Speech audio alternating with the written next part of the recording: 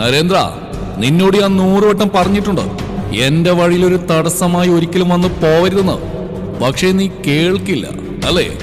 എന്റെ തറവാട്ടിലുള്ള പെൺകുട്ടികളെ കുറിച്ച് മോശമായി പറഞ്ഞ ഇപ്പൊ ഞാൻ പിടിച്ചിരിക്കുന്ന നിന്റെ കഴുത്ത് ഒന്നുകൂടി ബലമായി ഞാൻ മുറുകെ പിടിച്ച പിന്നെ നാളത്തെ സൂര്യോദയം നീ കാണില്ല. മേലിൽ ഇപ്പൊ പറഞ്ഞ പോലുള്ള സംസാരവും വഷളത്തിനും നിറഞ്ഞ നോട്ടവും മിത്രയുടെ നേർക്കുണ്ടായ കൊള്ള നായിന്റെ മോളെ പച്ചക്ക് കൊളുത്തികളിൽ നിന്നേ പറയുന്നത് ഈ രുദ്രദേവ ഓർത്തു വെച്ചോ നീ. നരേന്ദ്രനെ പിടിച്ച് ചേറിലേക്ക് തന്നെ തള്ളിയിട്ടുകൊണ്ട് രുദ്രൻ മിത്രയുടെ അടുക്കിലേക്ക് ചെന്നു. അതിനിടയിൽ നരേന്ദ്രന്റെ പോക്കറ്റിൽ നിന്നും ബൈക്കിന്റെ കീ എടുക്കാനും രുദ്രൻ മറന്നില്ല. രുദ്രൻ ബൈക്ക് സ്റ്റാർട്ട് ചെയ്ത് മിത്രയെ നോക്കുമ്പോൾ അവൾ അപ്പോഴും നരേന്ദ്രനെ തന്നെ നോക്കി നിൽക്കുകയായിരുന്നു. എന്ത് നോക്കിക്കടി, കയറടി വേം. സത്യത്തിൽ അപ്പോഴാണ് മിത്രയ്ക്ക് സ്വബോധം വന്നത്. അവൾ ചാടി ബൈക്കിൽ കയറിയതും ദൂരെ ബോധമില്ലാതെ കിടക്കുന്ന നരേന്ദ്രനെയും ജീപ്പിൽ തന്നെ നോക്കി പേടിച്ചിരിക്കുന്നവരെയൊന്നും നോക്കി പൂച്ഛിച്ചുകൊണ്ട് രുദ്രൻ ബൈക്ക് പറത്തി വിട്ടു. തറവാട്ടിലെത്തുമ്പോൾ തങ്ങളെ കാത്ത് സൂരജ് മുന്നിൽ തന്നെ ഉണ്ടായിരുന്നു. എന്തുകൊണ്ടോ രുദ്രൻ നേരത്തെ നരേന്ദ്രനുമായി നടന്ന വഴക്കിനെ കുറിച്ച് പറയാൻ തോന്നിയില്ല. തന്നെ പോലെയല്ല സൂരജ്, അവന് പെട്ടെന്നൊന്നും ദേഷ്യം വരില്ല. പക്ഷേ മിത്രയെക്കുറിച്ച് മോശമായി നരേന്ദ്രൻ സംസാരിച്ചെന്നറിഞ്ഞാൽ ചിലപ്പോൾ നരേന്ദ്രനെ കൊല്ലാൻ പോലും സൂരജ് മടിക്കില്ലെന്ന് രുദ്രൻ അറിയാം. അതുകൊണ്ട് ഇക്കാര്യം തന്നെ മനസ്സിൽ തന്നെ കിടക്കട്ടെ എന്ന് രുദ്രൻ കരുതി. എന്താ മോൾ ഇത്രയും നേരം വൈകിയത്? ഇവൻ വിളിച്ച ഫോൺ സ്വിച്ച് ഓഫ്. ഏട്ടനാകെ ഭയന്നുപോയി. കയ്യിലുണ്ടായിരുന്ന ടർക്കി കൊണ്ട് മിത്രയുടെ തല തൂർത്തിക്കൊണ്ട് സൂരജ് ഒരു ഏട്ടന്റെ ആവലാതിയോടെ മിത്രയോട് ചോദിച്ചു. സത്യത്തിലെ സൂരജിന്റെ ഈ സ്നേഹവും വാത്സല്യവും കൊണ്ട് അത്രയും നേരം കലുഷിതമായിരുന്ന മിത്രയുടെ മനസ്സിൽ മഞ്ഞുകണം വീഴാൻ അധിക നേരം വേണ്ടി വന്നില്ല. മിത്ര കണ്ണെടുക്കാതെ സൂരജിനെ തന്നെ നോക്കി നിന്നു. അവളുടെ അച്ഛനും അമ്മയും മരിച്ചതിന് ശേഷം മുത്തശ്ശനല്ലാതെ ആരും ഇത്രയും സ്നേഹത്തോടെ വാത്സല്യത്തോടെ തന്നെ അടുത്തേക്ക് വിളിച്ച് ഓരോന്ന് ചെയ്തു തരികയും അല്ലെങ്കിൽ സ്നേഹത്തോടെ 2 അക്ഷരം പറയുകയും ചെയ്തിട്ടില്ലെന്ന് അവൾ നിറഞ്ഞ കണ്ണുകളോട് ഓർത്തെടുത്തു. മിത്രയുടെ നിറഞ്ഞ കണ്ണുകൾ കണ്ടതും സൂരജ് ആകെ വല്ലാതെയായി. എന്താ പറ്റിയത്? എന്തിനാ ഏട്ടനെ കുട്ടി കരയുന്നത്? സൂരജിന്റെ പരിഭ്രമത്തോടെയുള്ള മുഖം കണ്ടപ്പോഴാണ് മിത്ര താൻ ഇപ്പോൾ കരയുകയാണെന്നുള്ള സത്യം ഓർത്തെടുത്തത്.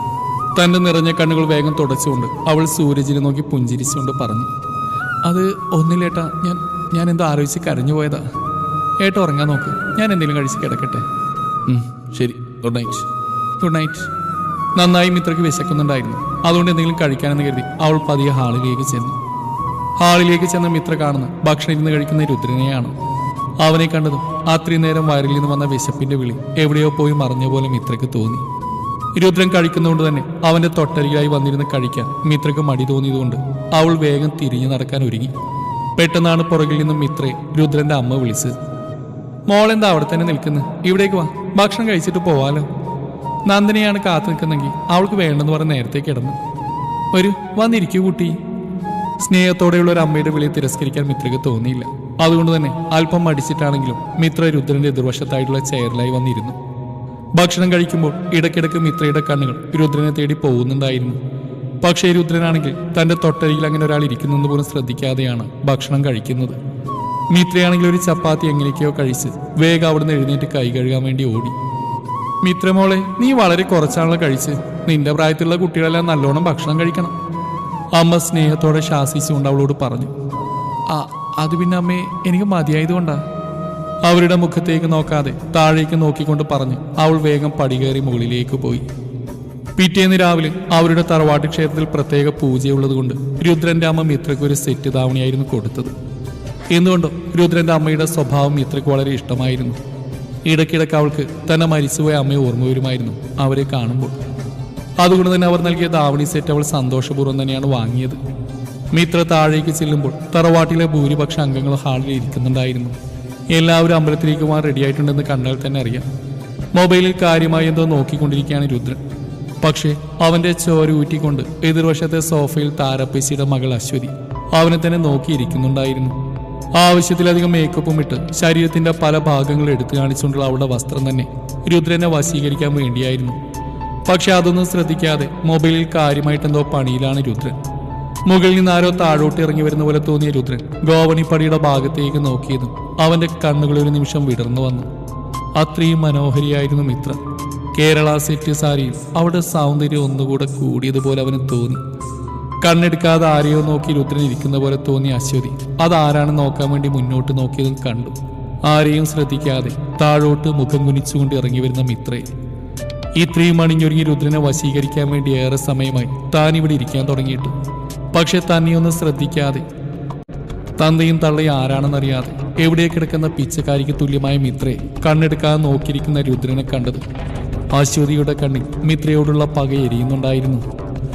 രുദ്ര എന്റേതാടി, എന്റേത് മാത്രം, അശ്വതി മനസ്സിൽ പറഞ്ഞുകൊണ്ടേയിരുന്നു. കാവിലേക്ക് കുടുംബാംഗങ്ങളെല്ലാവരും നടന്നാണ് പോയത്. നന്ദന മിത്രയുടെ കൈകൾ ചേർത്ത് പിടിച്ച് ഓരോന്ന് പറഞ്ഞുകൊണ്ട് നടക്കുന്നുണ്ട്. അവൾ പറയുന്നെല്ലാം ആസ്വദിച്ച് തന്നെ മിത്രയും കേൾക്കുന്നുണ്ടായിരുന്നു. ഇതാ എത്തിയല്ലോ, അതാണ് നമ്മുടെ കാവ്. നന്ദന കൈ ചൂണ്ടിയ ഭാഗത്തേക്ക് മിത്രയും നോക്കി. കണ്ടാൽ തന്നെ ഭയം തോന്നും, കാരണം അത്രയും വലിയൊരു കാവായിരുന്നത്. ദൂരെ നിന്നും മിത്ര നോക്കുമ്പോൾ കണ്ടു സൂര്യചേട്ടൻ വെപ്രാളപ്പെട്ട് ഓരോന്ന് ചെയ്യുന്നു. സ്വർണ്ണ കസവ് കരയോട് കൂടിയിട്ടുള്ള ഒരു മുണ്ടാണ് സൂരജിന്റെ വേഷം. ശരീരം മറക്കാൻ ഒരു മേൽമുണ്ടവൻ ധരിച്ചിട്ടുണ്ട്. ദൂരെ നിന്നും തങ്ങൾ നോക്കി ചിരിക്കുന്ന തന്റെ ഏട്ടനെ കണ്ടതും മിത്രി അവനൊരു പുഞ്ചിരി നൽകി. അപ്പൊ എല്ലാവരും എത്തിയ സ്ഥിതിക്ക് നമുക്ക് കർമ്മങ്ങൾ തുടങ്ങാലേ, എന്തു പറയും തമ്പുരാനെ? അതിനെന്താ തിരുമേനി, തുടങ്ങിക്കോളൂ. തറവാട്ടിലെ അംഗങ്ങളെല്ലാവരും സമ്മതം അറിയിച്ചത് തിരുമേനി നാഗങ്ങൾക്കുള്ള പ്രത്യേക വഴിപാട് ചെയ്തു തുടങ്ങി. എല്ലാം കണ്ടുകൊണ്ട് രുദ്രൻ മാത്രം അല്പം പുറകിലേക്ക് മാറി നിന്നു. ഈ സമയമെല്ലാം വൈഭവിന്റെ കണ്ണുകൾ മിത്രയുടെ ശരീരത്തിലൂടെ ഓടി അലയുന്നുണ്ടായിരുന്നു. മിത്ര മുമ്പിലും വൈഭവയുടെ പിറകിലുമായിട്ടാണ് നിൽക്കുന്നത്. അതുകൊണ്ട് തന്നെ വൈഭവ് മിത്രയെ നോക്കുന്നത് മറ്റാരും ശ്രദ്ധിക്കുന്നില്ലെങ്കിലും രുദ്രന്റെ കണ്ണുകൾ ആ സമയവും വൈഭവിന്റെ മേലായിരുന്നു. അവന്റെ വൃത്തികെട്ട നോട്ടം മിത്രയുടെ ശരീരത്തിൽ പതിയുന്നു രുദ്രന്റെ ദൃഷ്ടിയിൽ പതിഞ്ഞതും അവന്റെ മുഖമെല്ലാം ദേഷ്യം കൊണ്ട് വലിഞ്ഞു മുറുകിയിരുന്നു. പൂജ നടക്കുന്നതുകൊണ്ട് തന്നെ രുദ്രൻ അപ്പോഴൊന്നും വൈഭവിനോട് തിരിച്ചു പറയാനോ പ്രവർത്തിക്കാനോ സാധിച്ചില്ല. എങ്കിലും സംയമനം പാലിച്ചുകൊണ്ട് അല്പനേരം കൂടി രുദ്രൻ അവിടെ നിന്നു. എന്നിട്ടും വൈഭവിന്റെ കണ്ണുകൾ അപ്പോഴും മിത്രയുടെ മേലാണെന്ന് കണ്ടതും രുദ്രൻ പതിയെ നടന്നു വന്നു മിത്രയുടെയും വൈഭവിന്റെ ഇടയിലായി കയറി നിന്നുകൊണ്ട് രുദ്രൻ വൈഭവിനെ കത്തുന്ന ഒരു നോട്ടം തിരിഞ്ഞു നോക്കി. അത്രയും നേരം മിത്ര എന്ന മായാചാരത്തിൽ കുടുങ്ങിപ്പോയിരുന്ന വൈഭവ് രുദ്രന്റെ തീക്ഷ്ണമായ നോട്ടത്തിലൊന്ന് പതറിപ്പോയി. ആദ്യമൊന്ന് ഭയന്നെങ്കിലും പിന്നീട് രുദ്രനെ നോക്കി പൂച്ഛിച്ചുകൊണ്ട് വൈഭവ് അഭിയുടെ അടുത്തേക്ക് നടന്നു. പ്രധാന പൂജകൾ കഴിഞ്ഞപ്പോൾ തിരുമേനി കുടുംബാംഗങ്ങളുടെ ഒരു വശത്തേക്ക് മാറി എന്നുള്ളാൻ പറഞ്ഞു. അപ്രകാരം എല്ലാവരും ഒരു ഭാഗത്തേക്ക് മാറി നിന്നു. അശ്വതിയുടെ കണ്ണുകൾ വീണ്ടും രുദ്രനെ തേടി അലഞ്ഞു. അശ്വതി നോക്കുമ്പോൾ ഒരു സൈഡിലേക്ക് മാറിയുന്നുണ്ട് രുദ്രൻ ആരോടോ ഫോണിൽ സംസാരിക്കുകയായിരുന്നു. ദൂരെ മാറി നിൽക്കുന്ന രുദ്രനെ കണ്ടതും അശ്വതിയുടെ കണ്ണുകളൊന്ന് വിടർന്നു. അശ്വതി നേരിട്ട് രുദ്രനോട് സംസാരിക്കാൻ വേണ്ടി അല്പം മുന്നോട്ട് നടന്നു. പെട്ടെന്നാണ് നാട്ടുകാരിൽ ചിലർ അവിടെ കൂടി നിൽക്കുന്ന അവൾ കണ്ടത്. അതിലല്പം പ്രായമായ സ്ത്രീകൾ ആരെയോ നോക്കി എന്തോ പറയുന്ന പോലെ തോന്നിയ അശ്വതി അവരെന്താണ് പറയുന്നതെന്ന് കേൾക്കാൻ വേണ്ടി കാതുകൂർപ്പിച്ച് നിന്നു. പക്ഷെ അവർ പറയുന്നത് കേട്ട് അവളുടെ മുഖമാകെ ദേഷ്യം കൊണ്ട് വരച്ചു. കണ്ടില്ലേ ദാക്ഷായണി ആ പെൺകുട്ടിയെ, എന്തൊരു ഭംഗിയാ കാണാൻ. നമ്മുടെ കൊച്ചു തമ്പുരാൻ രുദ്രൻ കുഞ്ഞിനെ നല്ലവണ്ണം ചേരും അല്ലേ? സാക്ഷാൽ ശിവപാർവതിമാരെ പോലെയുണ്ട് ഇരുവരെയും കാണാൻ. മിത്രയെ നോക്കിക്കൊണ്ടാണ് അവരങ്ങനെ പറയുന്നതെന്ന് കേട്ടതും അശ്വതിയുടെ മുഖം ദേഷ്യം കൊണ്ട് വിറക്കുന്നുണ്ടായിരുന്നു. അവൾക്ക് ആ സമയം മിത്രയെ തള്ളിക്കൊല്ലാനുള്ള ദേഷ്യമുണ്ടായിരുന്നെങ്കിലും സംയമനം പാലിച്ചുകൊണ്ട് അവൾ അവിടെ തന്നെ നിന്നു. ഒരവസരത്തിന് വേണ്ടി പകയേരിയുന്ന കണ്ണുകളോടെ. പൂജകളെല്ലാം കഴിഞ്ഞ് ഏകദേശം ഉച്ചയോടെയാണ് തറവാട്ടിലെല്ലാവരും കോവിലത്തേക്ക് തിരിച്ചു മടങ്ങിയത്. ഈ സമയമെല്ലാം വൈഭവിന്റെ കണ്ണുകൾ എത്ര നിയന്ത്രിച്ചിട്ടും മിത്രയെ തേടി അലയുന്ന രുദ്രൻ കാണുന്നുണ്ടായിരുന്നു. കാവിൽ നിന്നും തറവാട്ടിലേക്കുള്ള വഴിയിലേക്ക് എല്ലാവരും കിടന്നു. പെട്ടെന്നാണ് വൈഭവിന്റെ കയ്യിൽ പിടിച്ച ആരോ അവനെ കാറിന്റെ മറു സൈഡിലായിട്ടുള്ള വലിയ മരത്തിന്റെ മറവിലേക്ക് പിടിച്ചു വലിച്ച് കൊണ്ടുപോയത്. സത്യത്തിൽ രുദ്രന്റെ പെട്ടെന്നുള്ള പ്രവൃത്തിയായതിനാൽ വൈഭവ് ഒന്ന് പകച്ചുപോയി. വൈഭവിന് പെട്ടെന്ന് ശ്വാസമെടുക്കാൻ കഴിയാതെ കണ്ണുകൾ മിഴിഞ്ഞു വന്നു. രുദ്രന്റെ മുഖം കണ്ട് അവനൊരു നിമിഷം പേടിയോടെ ഉമിനീരിറക്കിപ്പോയി. ദേഷ്യം കൊണ്ട് കവിളുകൾ വിറച്ച് കണ്ണുകളെല്ലാം ചുവന്ന് രുദ്രൻ സാക്ഷാൽ കാലഭൈരവനായി മാറിയിരുന്നു. പറഞ്ഞിട്ടില്ലടാ നായ്, തറവാട്ടിലുള്ള പെൺകുട്ടികളുടെ മേൽ നിന്റെ ദൂഷിച്ച കണ്ണു വന്ന് പതിക്കാൻ പാടില്ലെന്ന്. ഇത്രയൊക്കെ വാണിങ്ങി തന്നിട്ട് നാണോ മാനോ ഇല്ലാതെ വീണ്ടും വീണ്ടും പ്രവൃത്തി ചെയ്യുന്ന നിന്നെ എന്താടാ ചെയ്യണം ഓനെ? രുദ്ര വേണ്ട, വിട്ടേക്ക്, നീ ഇതിലിടവണ്ട. ഈ വൈഭവത്തെ കണ്ണുവെച്ചിട്ടുണ്ടെങ്കിൽ അവള് നേടിയെടുക്കാൻ നന്നായി. വൈഭവിന് ബാക്കി രുദ്രനോട് പറയാൻ സാധിച്ചില്ല. അതിനു മുന്നേ തന്നെ രുദ്രൻ അവന്റെ മുട്ടുകാൽ കൊണ്ട് വൈഭവിന്റെ അടിനാഭി നോക്കി തൊഴിച്ചു കഴിഞ്ഞിരുന്നു. വൈഭവിന് തന്റെ ശരീരമെല്ലാം തളരുന്ന പോലെ തോന്നി. കണ്ണുകളെല്ലാം ഇഴിഞ്ഞു വന്നു. അറിയാതെ തന്നെ അവൻ കുനിഞ്ഞു കൂടി. ഒരു പുഴു ഇഴയുന്ന പോലെ അവൻ നിലത്ത് കിടന്ന് പൊളഞ്ഞു പോയി. വൈഭവിന്റെ തൊട്ടടുത്തായി കുനിഞ്ഞിരുന്നുകൊണ്ട് രുദ്രൻ അവന്റെ മുഖത്തേക്ക് തുറിച്ചു നോക്കി. ആ സമയം വൈഭവിന്റെ മുഖത്ത് വല്ലാത്ത ഭയവും ഒപ്പം ദേഷ്യവും പ്രകടമായിരുന്നു. അവളുടെ മേൽ നിന്റെ ദൂഷിച്ച കണ്ണിനി പതിഞ്ഞ ഇനിയൊരു വാണിംഗ് ഉണ്ടാവില്ല, കൊന്ന് തള്ളുന്നില്ല ഞാൻ. അവൾ എനിക്ക്. പെട്ടെന്ന് വൈഭവിന്റെ കണ്ണുകളൊന്ന് ചുരുങ്ങി. രുദ്രൻ എന്താണ് പറയാൻ പോകുന്നതെന്നറിയാൻ വേണ്ടി ആ വേദനക്കിടയിൽ അവന്റെ ചെവികൾ കൂർത്തു വന്നു. ഒന്ന് ശ്വാസം വലിച്ചുവിട്ട് രുദ്രൻ വൈഭവിനോടായി പറഞ്ഞു. അവൾക്ക് കാവലായി ഞാൻ എപ്പോഴും ഉണ്ടാവും. എന്നോട് നേർക്ക് നേർ നിന്ന് നേരിട്ടാൽ മാത്രമേ നിനക്ക് മിത്രയിൽ എത്തിച്ചേരാൻ സാധിക്കുകയുള്ളൂ. പക്ഷേ എന്നെ നേരിടുന്ന മരണത്തെ പുൽകുന്ന ഒരുപോലെയാണെന്ന് ഓർക്കുന്നത് നല്ലതായിരിക്കും. കണ്ണുകളെല്ലാം രക്തവർണ്ണമായി ഇരു കവിളുകളും ദേഷ്യത്തോട് വിറപ്പിച്ച് തന്നെ നോക്കി പറയുന്ന രുദ്രനെ നോക്കി വൈഭവ് അറിയാതെ തന്നെ ഉമിനീരിറക്കിപ്പോയി. എങ്കിലും അവനോടുള്ള പ്രതികാരം അപ്പോഴും അവന്റെ കണ്ണിൽ കാണാമായിരുന്നു. വൈഭവിനൊന്ന് ഇരുത്തി നോയിക്കൊണ്ട് രുദ്രൻ കാറ്റുപോലെ കാവിൽ നിന്നും പുറത്തേക്ക് ഇറങ്ങിപ്പോയി. മിത്ര, നീ ഇവിടെ നിൽക്ക്, ഞാൻ പോയി നമുക്ക് കഴിക്കാൻ എന്തെങ്കിലും എടുത്തിട്ട് വരാം, വല്ലാതെ വിശക്കുന്നുണ്ട്. അത്രയും പറഞ്ഞ് മിത്രയെ നോക്കി പുഞ്ചിരിച്ചുകൊണ്ട് നന്ദന ഓടി താഴേക്ക് ഇറങ്ങി. നന്ദന താഴേക്ക് ഇറങ്ങുന്നത് കണ്ടതും അശ്വതിയുടെ മുഖത്തൊരു പുച്ഛച്ചിരിയാണ് വിരിഞ്ഞത്. അവൾ മുഖത്ത് നിഷ്കളങ്ക മനോഭാവം വരുത്തിക്കൊണ്ട് പുഞ്ചിരിച്ച് മിത്രയുടെ അടുത്തേക്ക് കയറി ചെന്നു. ഹായ് മിത്ര, എന്തെവിടെ തനിയെ നിൽക്കുന്നത്? അത് പിന്നെ ഒന്നുമില്ല ചേച്ചി, നന്ദന ഇത്രയും നേരം കൂടെ ഉണ്ടായിരുന്നു, അവളിപ്പോൾ വരാമെന്ന് പറഞ്ഞ് പോയതാ. ഓ ആണോ?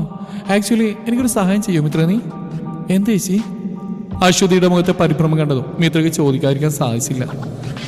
അത് പിന്നെ എൻ്റെ മൊബൈൽ ഫോൺ കാവിൽ വെച്ച് മറന്നുപോയി, ഒന്ന് എടുത്തുതരാമോ? അയ്യോ, ഞാൻ തനിച്ചോ? മിത്ര അല്പം ഭയത്തോടെ ചോദിച്ചു. നീ തനിച്ചൊന്നും പോകണ്ട, എൻ്റെ കൂടെ വാ, ഞാനുണ്ടല്ലോ കൂടെ. അല്ല, അത് പിന്നെ ചേച്ചി എനിക്കിവിടെ നിന്ന് അത്ര പരിചയമില്ല, നന്ദന കൂടി വന്നോട്ടെ, എന്നിട്ട് പോയാൽ പോരെ? നന്ദന ഇനി എപ്പോൾ വരാന്? അവൾ പോയ വരവെല്ലാം കണക്കാം. നിനക്കറിയാലോ, അത്യാവശ്യം എനിക്ക് 1-2 കോളുകൾ വരാനുള്ളതാണ്. പ്ലീസ് മിത്ര, ഒന്ന് വാ എൻ്റെ കൂടെ. അമ്മ എങ്ങാനും അറിഞ്ഞ് എന്നെ കൊല്ലും, അതുകൊണ്ടാണ് ഞാൻ ആരോടും പറയാതെ ഒരു സഹായത്തിനായി നിന്റെ അടുക്കിലേക്ക് വന്ന്. നന്ദന അറിഞ്ഞ് അവൾ ഇത് എല്ലാവരോടും പറഞ്ഞു കൊടുക്കും, എനിക്ക് നല്ല വഴക്കം കിട്ടും. മുഖത്ത് വിഷമഭാവം വരുത്തി അശ്വതി അവളോട് പറഞ്ഞു. അശ്വതിയുടെ മുഖത്ത് വിഷമം കണ്ടതും മിത്രക്ക് പിന്നീട് അവളോട് എതിർത്ത് പറയാൻ തോന്നിയില്ല. ശരിയായി ചെയ്യാൻ വരാം. അത്രയും പറഞ്ഞ് മിത്ര മുന്നേ നടന്നു. അവൾക്ക് പുറകിലായി തന്റെ പ്ലാൻ സക്സസ് ആയ സന്തോഷത്തിൽ മിത്രയെ നോക്കി പുച്ഛിച്ചുകൊണ്ട് അശ്വതി അവൾക്ക് പുറകെയായി നടന്നു നീങ്ങി. എണ്ണത്തോണിൽ കിടന്ന് വേദന കൊണ്ട് പിടയായിരുന്നു നരേന്ദ്രൻ. എണ്ണത്തോണിൽ കിടക്കുമ്പോഴും നരേന്ദ്രന്റെ കണ്ണുകളിൽ രുദ്രനെ കൊല്ലാനുള്ള ദേഷ്യമുണ്ടായിരുന്നു. ഇല്ല രുദ്ര, നിന്നെ ഞാൻ വെറുതെ വിടും നീ കരുതണ്ട. അനുഭവിക്കുന്നേ എന്നോട് ചെയ്ത് ഈ പ്രവർത്തിക്കുന്ന നിന്നെ ഞാൻ നരകം കാണിക്കോടാ. കഴുത്തിൽ വൈദ്യരുടെ അടുത്ത പിടിയിൽ നരേന്ദ്രന്റെ കണ്ണിൽ നിന്നും വേദന കൊണ്ട് പൊന്നീശ പറഞ്ഞു. കാവിന്റെ അരികിലേക്ക് എത്തുന്നതോറും മിത്രക്ക് വല്ലാത്ത ഭയം തോന്നി. കാവിന്റെ ഉൾവശത്തേക്ക് കയറി ചെല്ലുന്നതോറും വെളിച്ചം കുറഞ്ഞു വരുന്നുണ്ടായിരുന്നു. മിത്രയുടെ മുഖത്തെ ഭയം കണ്ട് അശ്വതിയിൽ ഒരു പുച്ഛമാണ് വിരിഞ്ഞത്. ചേച്ചിക്ക് എവിടെയാണ് മൊബൈൽ ഫോൺ വെച്ചെന്ന് ഓർമ്മയുണ്ടോ? മിത്ര തിരിഞ്ഞുകൊണ്ട് അശ്വതിയോട് ചോദിച്ചു. അത് പിന്നെ കുറച്ചുകൂടി അകത്തേക്കാന്ന് തോന്നുന്നു, ശരിക്കും ഓർമ്മയില്ല. അശ്വതി അല്പം വിഷമത്തോടെ മിത്രയോടായി പറഞ്ഞു. സാരല്ലേ ചേച്ചി, നാം കണ്ടുപിടിക്കാന്നേ. അശ്വതിയെ സമാധാനിപ്പിച്ചുകൊണ്ട് മിത്ര വീണ്ടും ഫോൺ തിരയാൻ തുടങ്ങി. ഇനിയും മുമ്പോട്ട് പോയാൽ അപകടമാണെന്ന് മനസ്സിലാക്കിയ അശ്വതി തൊട്ടടുത്തായ വലിയൊരു മരത്തിന്റെ മറവിലായി മിത്ര കാണാതെ മാറി നിന്നു. ഈ സമയം അശ്വതി പുറകിലുണ്ടെന്ന് കരുതി മിത്ര കാവ് ചുറ്റും നോക്കിക്കൊണ്ട് ഉൾക്കാവിലേക്ക് നടന്നകന്നു. പോയി ചാവടി. മിത്ര പോയ വഴി അവളെ നോക്കി പുച്ഛിച്ചുകൊണ്ട് അശ്വതി തിരികെ തറവാട്ടിലേക്ക് നടന്നകന്നു. സത്യമാണ് മോൾ നീ പറയുന്നേ? നീ ആ വൃത്തിയായിട്ടുള്ള കാവിൻ്റെ അകത്തേക്ക് അയച്ചു വിട്ടോ? ശ്രീദേവിക്ക് അശ്വതിയുടെ വാക്കുകൾ വിശ്വസിക്കാൻ കഴിഞ്ഞില്ല. അതേ ശ്രീദേവി ആന്റി, ഞാൻ പറഞ്ഞ സത്യം. അവൾ ആ നാശം പിടിച്ചവൾ കാവിൻ്റെ അകത്തേക്ക് കയറിപ്പോന്ന് കണ്ടിട്ടാ ഞാൻ ഇവിടേക്ക് വന്ന്. ഹോ, എന്തായാലും സന്തോഷമായി എനിക്ക്. എന്നെ നാഗങ്ങളെ, ആ മിത്ര എന്ന് പറയുന്നവൾ പാമ്പ് കുത്തി ചാവണേ. ശ്രീദേവി തന്റെ ഇരുകൈകളും കൂപ്പിക്കൊണ്ട് മനമുരുകി പ്രാർത്ഥിച്ചു. രുദ്രന്റെ അലർച്ചയിൽ ശ്രീദേവി അശ്വതി ഒരുപോലെ ഞെട്ടിവറച്ചു പോയി. തൊട്ടടുത്തായി ദേഷ്യം കൊണ്ട് വിറച്ചു നിൽക്കുന്ന സൂരജിന് കൂടി കണ്ടതും അശ്വതിയുടെയും ശ്രീദേവിയുടെയും മുഖത്ത് വിയർപ്പുകണങ്ങൾ പൊടിഞ്ഞു. ഒരിക്കലും രുദ്രനെയും സൂരജിനെയും ശ്രീദേവി അശ്വതിയോടെ പ്രതീക്ഷിച്ചിരുന്നില്ല. ഇനി എന്തായിരിക്കും തങ്ങളുടെ ഇരുവരുടെ അവസ്ഥ എന്നോർത്ത് ഇരുവരുടെയും മുഖത്തെ രക്തപ്രസാദം പോലും ഇല്ലാതെയായി. ഈ സമയം എന്തോർത്തെന്ന പോലെ രുദ്രൻ കാവ് ലക്ഷ്യമാക്കി ഓടി. ഈ സമയം സൂരജ് ഓടി വന്ന് അശ്വതിയുടെ മുടിക്കുത്തിൽ പിടിച്ച് അവളെ തന്നെ നേർക്ക് വലിച്ചു നിർത്തി ഇരു കവിളിലും മാറി മാറി അടിച്ചു. ചേച്ചി, ഇനിയും മുന്നോട്ട് പോകണോ? എനിക്കെന്തോ ഭയം തോന്നുന്നു. പുറകിൽ അശ്വതി ഉണ്ടെന്ന് കയറി തിരിഞ്ഞുകൊണ്ട് മിത്ര അവളോട് ചോദിച്ചു. ഒരു നിമിഷം അശ്വതിയെ കാണാതെ മിത്രയുടെ ശരീരം വിറങ്ങലിച്ചു പോയി. അശ്വതി ചേച്ചി. മിത്രയുടെ കണ്ണുകളിൽ കണ്ണീർ തുള്ളികൾ ഉരുണ്ടുകൂടിയിരുന്ന അപ്പോഴേക്കും അവളാകെ വല്ലാത്തൊരവസ്ഥയായി. ഇത്രയും നേരം തന്നെ കീഴ്പ്പെടുത്താതിരുന്ന ഭയം എന്ന വികാരം അവളുടെ ഉടലാകെ കത്തിപ്പടർന്ന് കയറി. അശ്വതി ചേച്ചി! മിത്ര അലറിക്കൊണ്ട് അശ്വതിയുടെ പേര് വിളിച്ചുകൊണ്ടേയിരുന്നു. പക്ഷെ ആ കൊടുങ്കാവിനുള്ളിൽ മിത്രയുടെ ശബ്ദം മാത്രം പ്രതിധ്വനിച്ച് കേൾക്കാമായിരുന്നു. ചെറിയൊരു കരിയിൽ അനങ്ങുന്ന ശബ്ദം പോലും അവളിൽ പേടിയുളവാക്കി. പെട്ടെന്നാണ് നാഗങ്ങൾ ഫണം ചീറ്റുന്ന ശബ്ദം അവൾ കേട്ടത്. എങ്ങോട്ട് പോകണമെന്നറിയാതെ അവൾ ആ കാവിനുള്ളിൽ അകപ്പെട്ടു പോയിരുന്ന അപ്പോഴേക്കും, ഹേ മഹാദേവ, അങ്ങയുടെ ഭക്തയായ എന്നെ കൈവടിയരുതേ. കൈകൾ കൂപ്പിക്കൊണ്ട് കണ്ണുകളടച്ച് കണ്ണീരൊഴുക്കി തന്റെ ഇഷ്ടദൈവമായ മഹാദേവനെ അവൾ മനസ്സാൽ പ്രാർത്ഥിച്ചു.